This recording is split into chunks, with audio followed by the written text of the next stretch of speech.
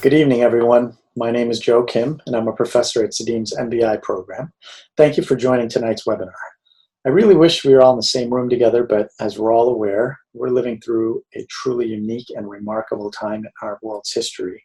The COVID-19 pandemic has impacted so many aspects of life, some for the better and, unfortunately, some for the worse. But tonight, I want to start with a story of how COVID-19 has impacted my life for the better. So, on the screen, you see an image of two familiar things, the COVID-19 virus and a throne. But that's not just any throne, it's the throne from King's Landing. And for those of you that have no idea what I'm talking about, it's all good, because I was you just a few short weeks ago. See, I was one of the few people that had never watched the show Game of Thrones. So some of you out there are thinking, how could he have not watched Thrones?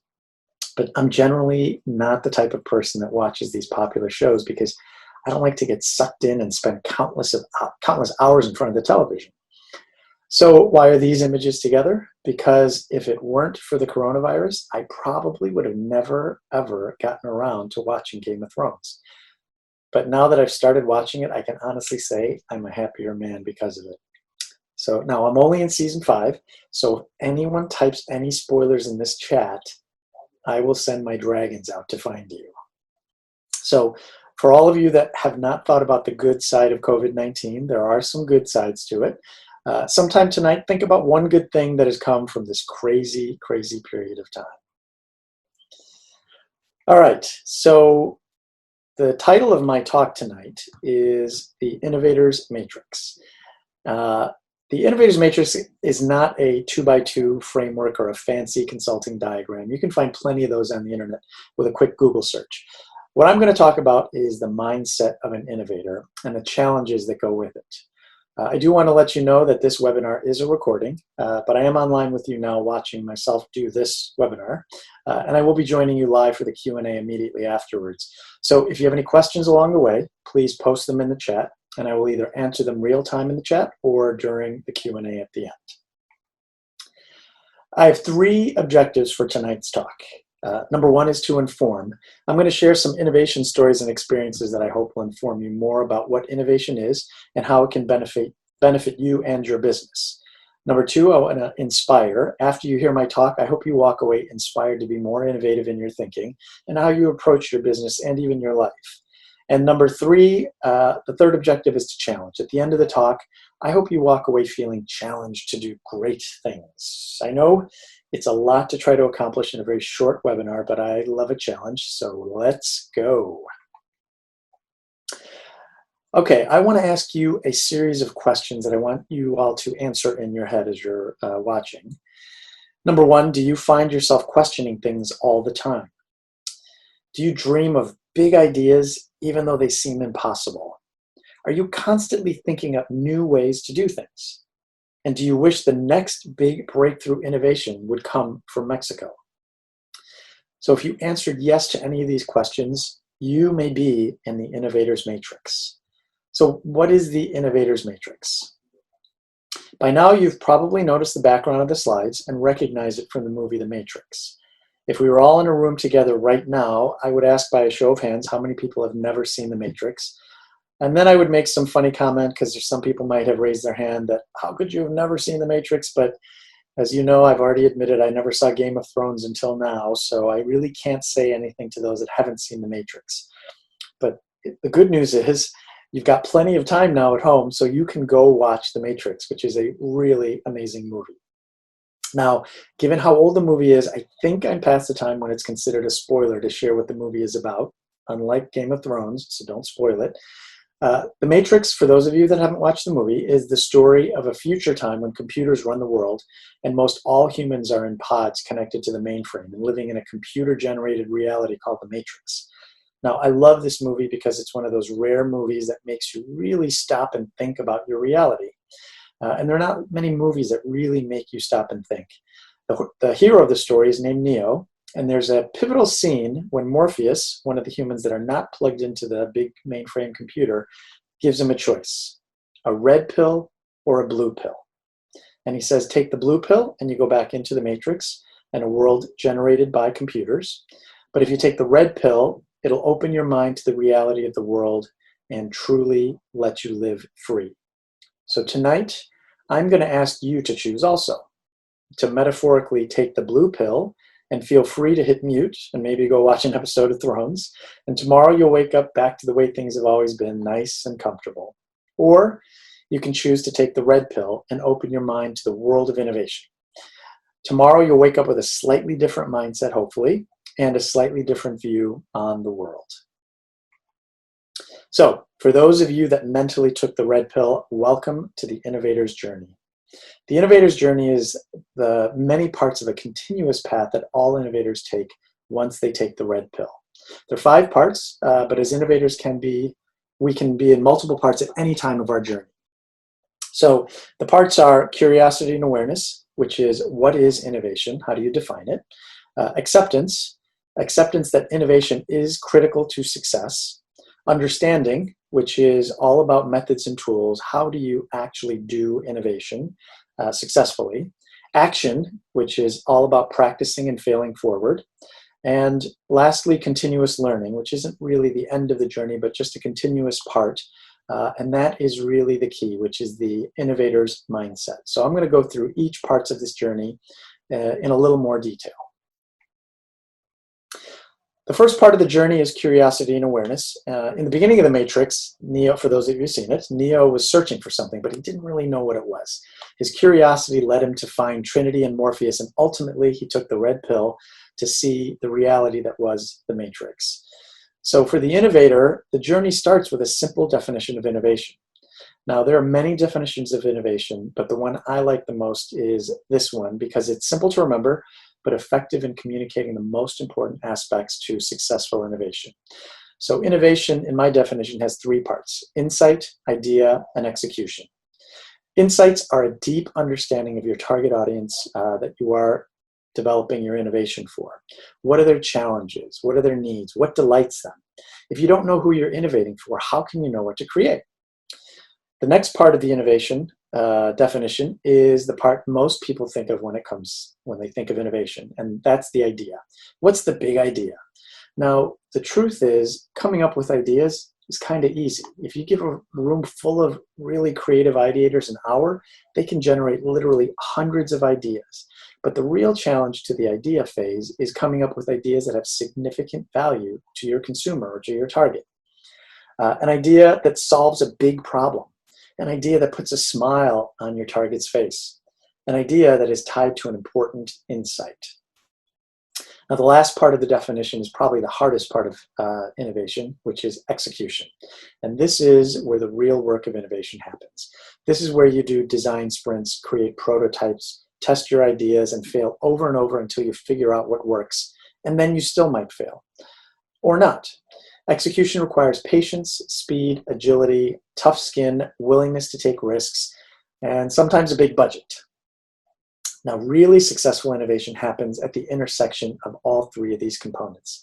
If you are missing any one of the components, you often fail to have successful innovation. One of my favorite quotes related to innovation is, "You can't read the label when you're sitting inside the jar." Or in Neo's case in the Matrix, if you're sitting inside the Matrix. And basically this is saying that all of us at some point in our lives are inside the jar. The best example I can give to illustrate this is when someone starts a new job. Typically the new guy asks a lot of dumb questions trying to figure out how things work around here.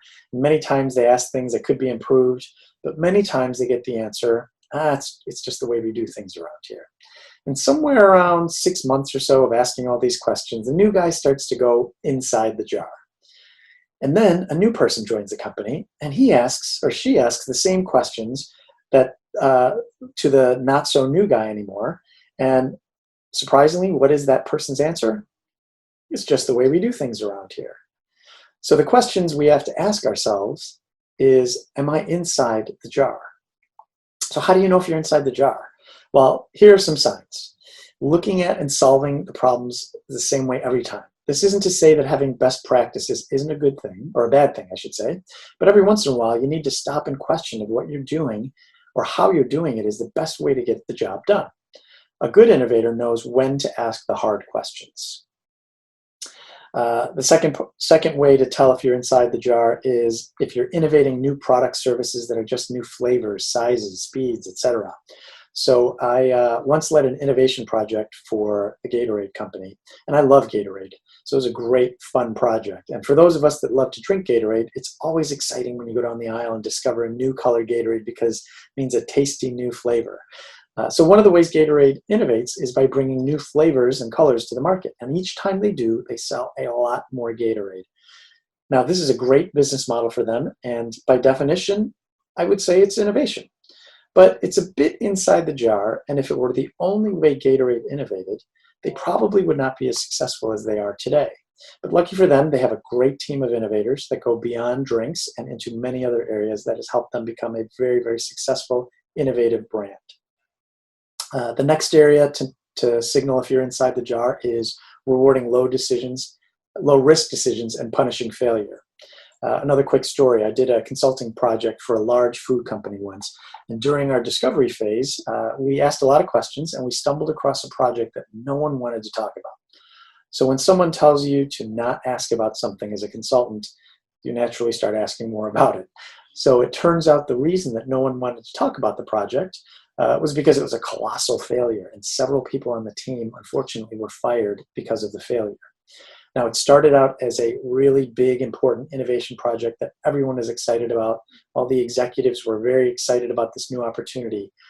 But then when they delivered, they didn't get the results they were looking for. And it was stopped, and unfortunately, they did not meet their objectives, and the executives were not happy.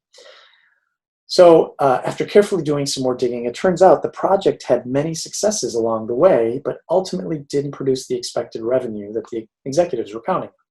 So from that point on, no one wanted to take any chances or work on anything that wasn't a sure thing for fear of getting fired. Now, unfortunately, failure is an integral part of innovation, and how you react to it will determine what kind of culture you develop. So the last sign of being in the jar is being a knower and not a learner. So what is a knower? A knower is a person in your, it's that person in your life when you make a suggestion or try to help, their immediate response is, I'm good, I got it.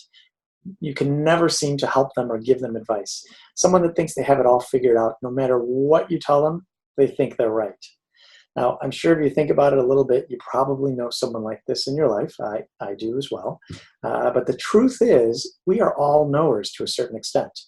And the key for an innovator is spending more time being a learner and a lot less time being a knower. The next part of the journey is called acceptance. Now, this is the hardest part of the journey for successful people or companies. So I want to show you a little video here that I think offers a great example of the challenge of acceptance.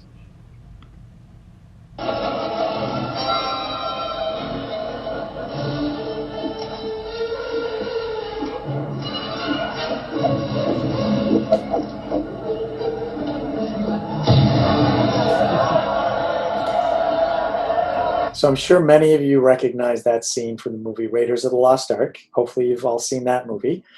It's a great metaphor for what I think is happening to great companies today. Like the impressive swordsman, the great companies become really good at one thing. They do it so well, and they think if we just continue to dominate and do this really well, they will continue to have success. And it's really hard for these companies to put down the one thing that brought them so much success. Now, in this video, I'm sure the guy with the sword thought, great, one more victim I will conquer today. But then all of a sudden, a new innovation appears, in this case, a gun in Indiana Jones. And just like that, it's all over in an instant.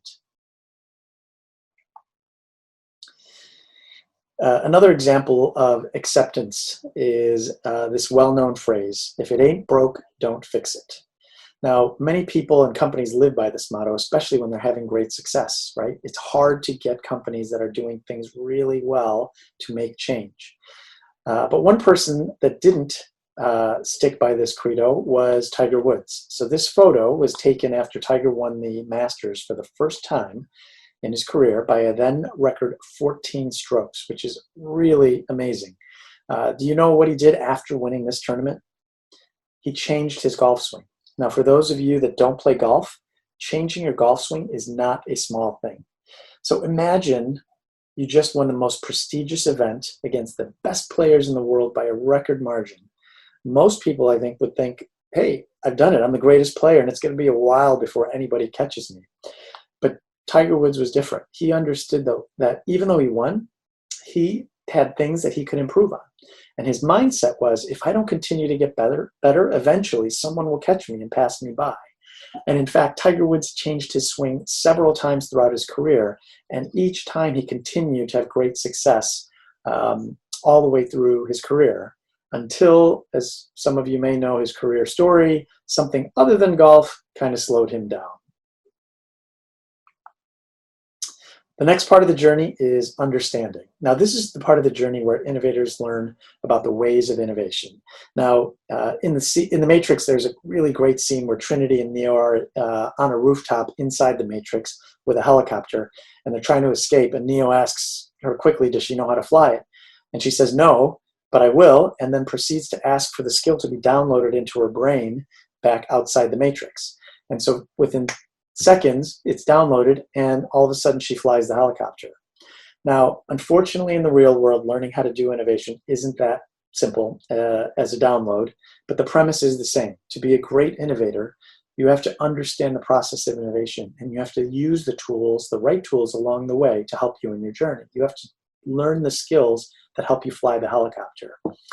Now, there are many that have been through this journey successfully before us, and that want to share their learnings if you're just willing to take the time to learn from them.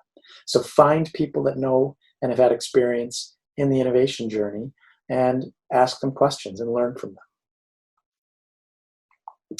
Next part of the journey is action. And action is the fun and challenging part of the journey. This is really where you get to learn a lot of things about yourself and about your innovation solution.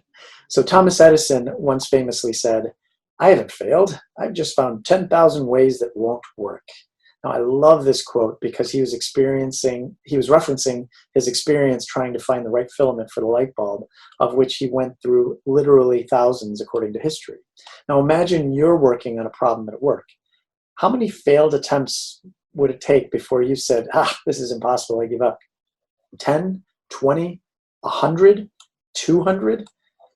I'm pretty sure most of us would stop somewhere way short of 100 tries and say, well, this is just impossible, can't be done. But a true innovator knows that failure is part of the journey and embraces this part of the process.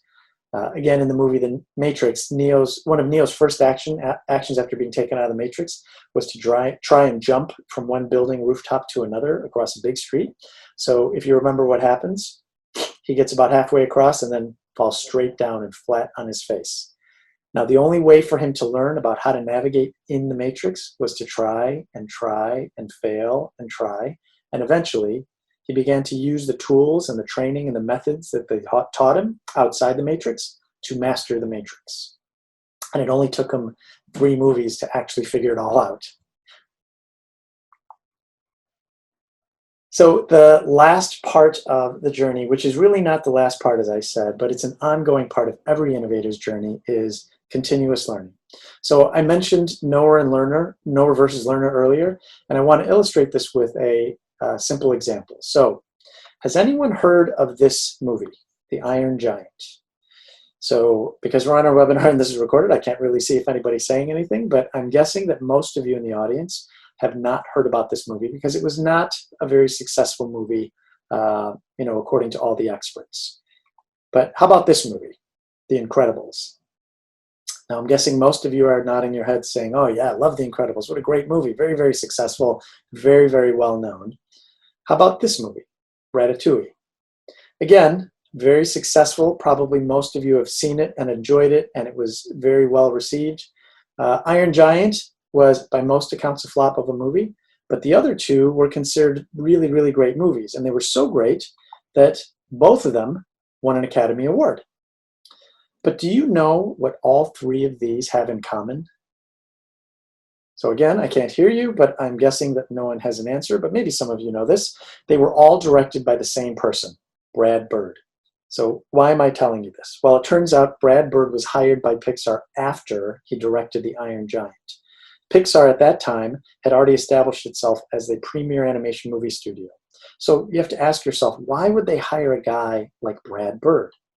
So Steve Jobs was interviewed once about this, and his answer was, the only thing we're afraid of is complacency, feeling like we have it all figured out. Now imagine Steve Jobs telling you that he wants to learn from you. That is a classic learner mindset. And I'm sure Brad Bird was like, wow, this is awesome and amazing to be given the opportunity to learn from the things he learned by producing the Iron Giant, and then taking those and making them even better in the movies that he made for Pixar subsequently. And he went on, by the way, to have an amazing, successful career at Pixar. All right, the last story I want to share with you is a story that you may have heard before, but it's one of my favorites to illustrate this continuous learning mindset. So it's the story of two shoe salesmen that work for different companies, but are tasked with the same challenge of expanding their businesses. So the boss says, go out, find some new business for us. So the first salesman goes to a developing country and spends a week observing and researching the market, and returns back to his boss and says, boss, nobody wears shoes there. The second salesman from the other company goes to the same exact area, spends a week there, observing, researching the market, and he returns to his boss. He kicks open the door and says, boss, nobody wears shoes there. Think about that. Same exact words. Nobody wears shoes there, but two completely different mindsets.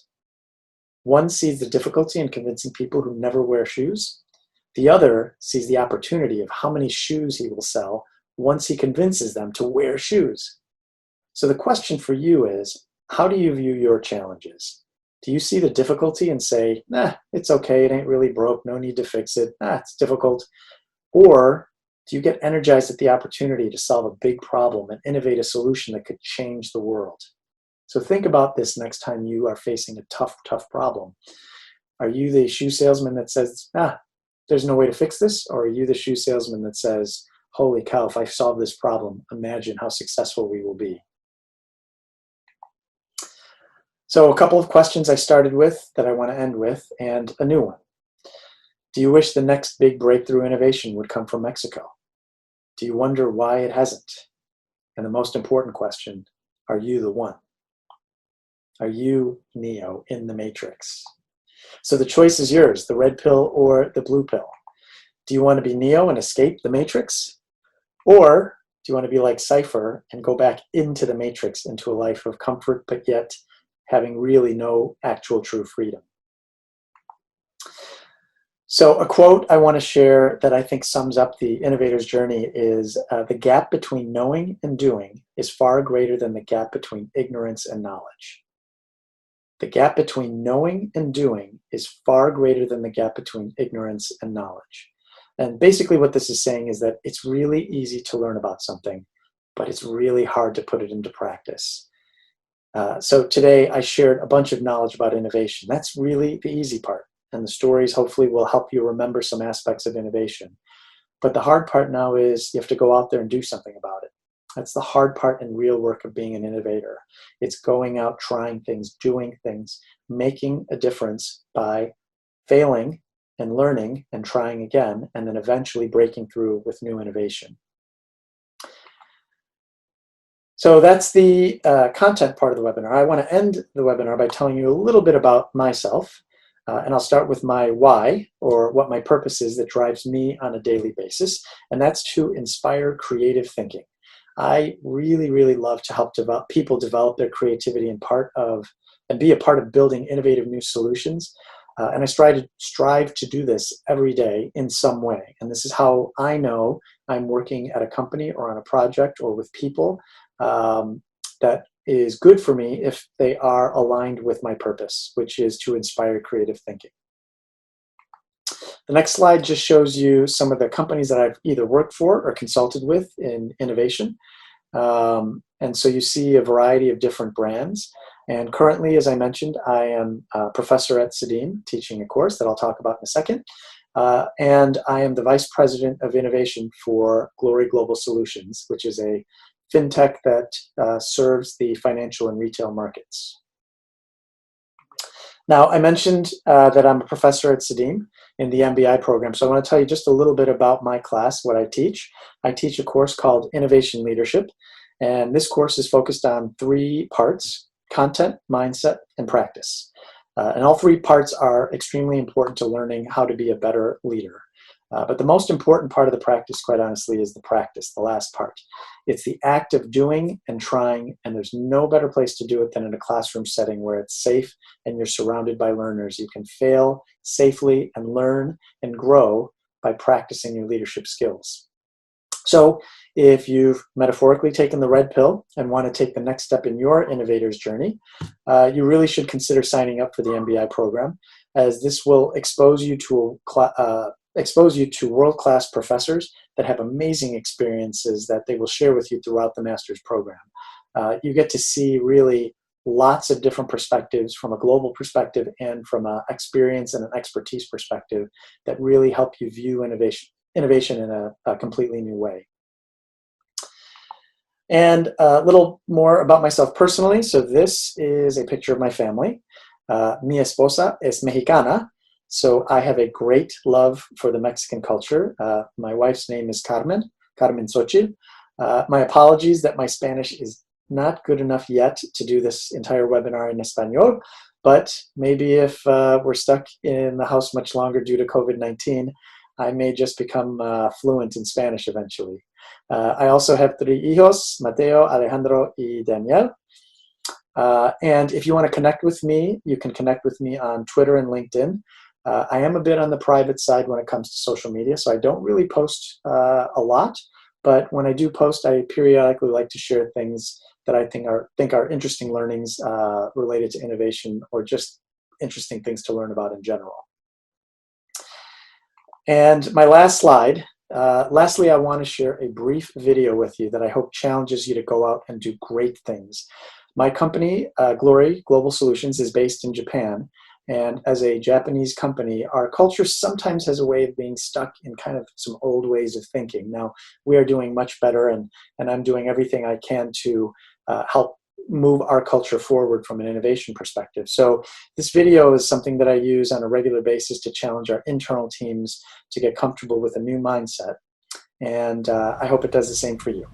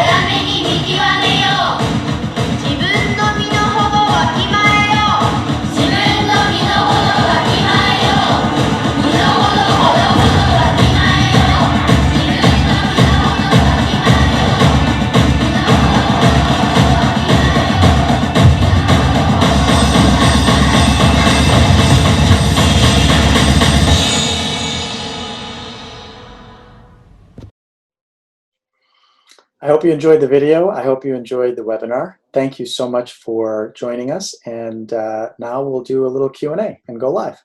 Thank you.